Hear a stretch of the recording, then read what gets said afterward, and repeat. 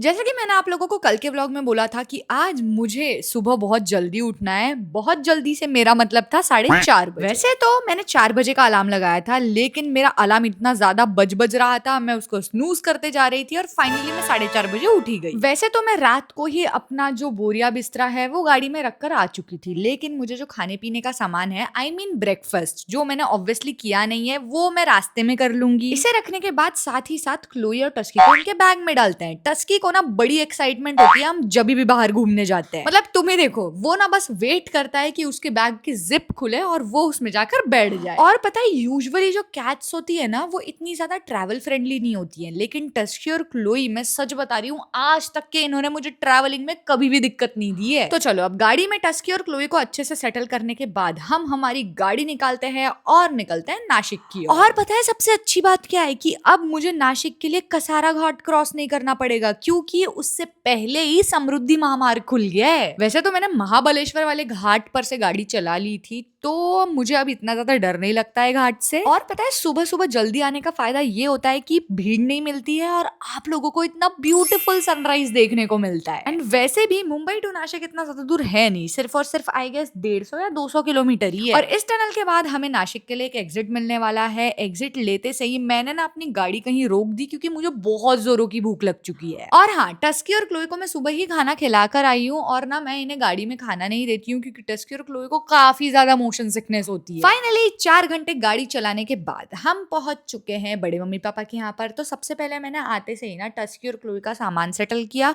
उन्हें खाना दिया, और फिर मैं गई अपना खाना बनाने के लिए। और मैंने अपने लिए वही जो मैं रोज खाती हूँ वो बनाया था, मेथी की सब्जी। भाई साहब, खाना खाने के बाद टस्की, क्लोई और मैं, हम लोगों ने ऐसी नींद मारी है ना, क्योंकि हम तीनों के तीनों सुबह से उठे हुए हैं। और यहाँ पर टस्की बड़े मम्मी से प्यार लूटते हुए, और मैं जैसे ही नींद से उठती हूँ ना, मुझे बाहर से म्याऊ म्याऊ की आवाज आती है। तब मुझे पता चलता है कि पीछे एक कैट आई हुई है। वैसे मैंने उसको ट्रीट ऑफर किए, लेकिन शायद उसको ये ट्रीट पसंद नहीं आए, इसलिए मैंने ना उसको बाद में खाना दे दिया। और कल सुबह के नाश्ते के लिए मैं यहाँ पर अपने प्रोटीन ओट्स भिगा रही हूँ, जो मैं अपने साथ ही कैरी कर लेकर आई थी। तो चलो, अब मैं आप लोगों से कल के ही व्लॉग में मिलूंगी।